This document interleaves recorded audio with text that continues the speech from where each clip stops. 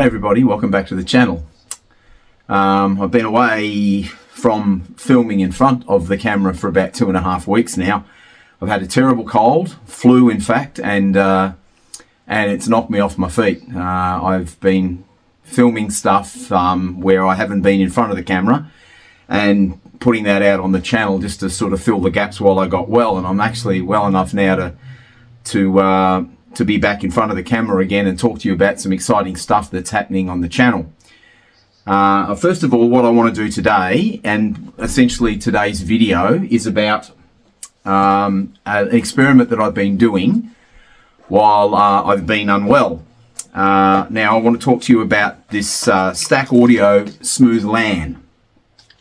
So we've spoken about the Smooth Lan before now, and my impressions of it when I put one in the system. Well, Josh and Theo sent me a second one, and so I've put the second one in the system, and so I have two of these units now running in my on my network, and I want to talk to you about what happened when I put the second one in. This is quite a powerful little piece of equipment, and I refer back to my other video which spoke about how I found what happened to the sound on the digital side when I put this device in the signal path. So now I've got two in the signal path, and there was a further refinement of the presentation. Now I'm not talking about night and day stuff here.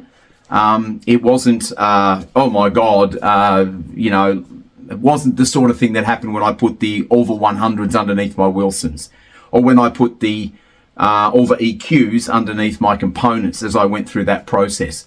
They were quite dramatic improvements in coherency across my system and its presentation. What these things essentially, let's be honest, they're tweaks. They're when you get to that point where you've got all your components individually isolated, you've got your speakers isolated, you're happy with your system and its makeup. This is when you start looking at things like this. And as you know, it comes with a very nice, gold-plated cable, that a Cat 45 cable that goes into one end of the unit. Now this thing is also omnidirectional, which means it doesn't matter which end goes in where on this. This doesn't have a signal path arrow as such, so that's something that a few people have asked me, and it is on Stack Audio's website. They do explain that, but just for clarity, I'll reiterate that there's no right or wrong end here. You just put it in whatever way you like, and that will still give you the same, effect on the signal path. The sort of things that I noticed that changed when I put the second one in was the sense of a quietening down of any digital sibilance or any. Now we're not talking about a lot here. We're talking 1s and 2s and 3% improvements, but all of this adds up. And us audiophiles, we're crazy. We want that fine tuning aspect in our system. We want to get that truly warm analog detailed sound. That's, I think, what we're all going for. I mean, I know that's what I'm chasing. My components suggest that. Vitus is a very warm sounding solid state sort of equipment. Playback designs very, very musical, very much in that same vein. And when you get down to these sorts of things, well, you're getting the same sort of things happening. So the second one did absolutely audibly improve the sense of analog smoothness in the digital signal path. So again, a quietening down of any digital sibilance just seemed to roll away and become just that little bit more smoother. They call it a smooth LAN, and that's exactly what it is. It smooths that LAN signal out in your, if you've got highly resolving equipment. You don't even need to necessarily have highly resolving equipment. These things are actually very, very good in mid-fi type componentry or even low-fi type componentry. We all have our price points that we live in, and I absolutely respect that 100%. Anybody that has what they have in their system will notice a very much an improvement when they put that Smooth Lan in their signal path.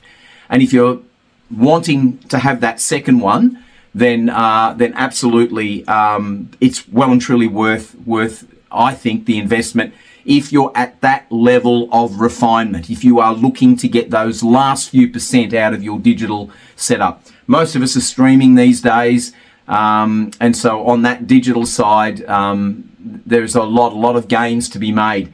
And this is a component that actually does work. It actually makes an audible difference. I really do hear what's happening with it. Now, what I'll do is I'll pause this for a second and I'll grab the camera and I'll show you exactly in the signal path where both of these units are so that you can get an idea around what I've done and how I found, where I found I got the most improvement. So hang around and we'll be back in a second. Okay, everybody. So the first one is sitting on top of a Stack Audio Alva EQ. And you can see on that side there, you've got my Cat 45 cable. I'll try and get out of the shadows. And the Cat 45 cable, Cat 7 cable goes into that side of the Smooth LAN, and then it comes out using the cable that is supplied with it, and it goes over into the back of my Ether Regions switch. And then coming out the other side of the Ether Regions switch, we go straight down to the MPT8 through that cable right there. So what happens in the Ether Regions switch is it has a clock in that switch, and it also has a moat, like a galvanic isolation aspect. That so when we get to this side of the switch, I wasn't noticing any real improvement. Certainly nothing went backwards, but nothing went forwards either. If I put it in against the or up into between this cable here and the MPT8, I really wasn't getting as bigger improvement as what I was when I had it in on the other end of the Cat 45 cable. So I'll show you down the other end now, and I'll show you where the other one is. Okay, everybody, so here is the second unit. So here's my cable router, and you can see that coming out of the router, I'm using the supplied Stack Audio cable, and then back into my Cat 45 cable here. And as you can see, I've got them labelled as listening room, and that heads up through a hole there and up in through the roof and back down into the listening room at the other end. So essentially, on either end of this 10 meter Cat 7 cable, I've got a Smooth LAN, and that seemed to be where I noticed I got the most improvement. So that's the signal path. That's the setup that I'm running, that I'm finding I'm getting the most bang for your buck, if you like, out of the Smooth LAN. So that is an explanation of what's happening in the signal path.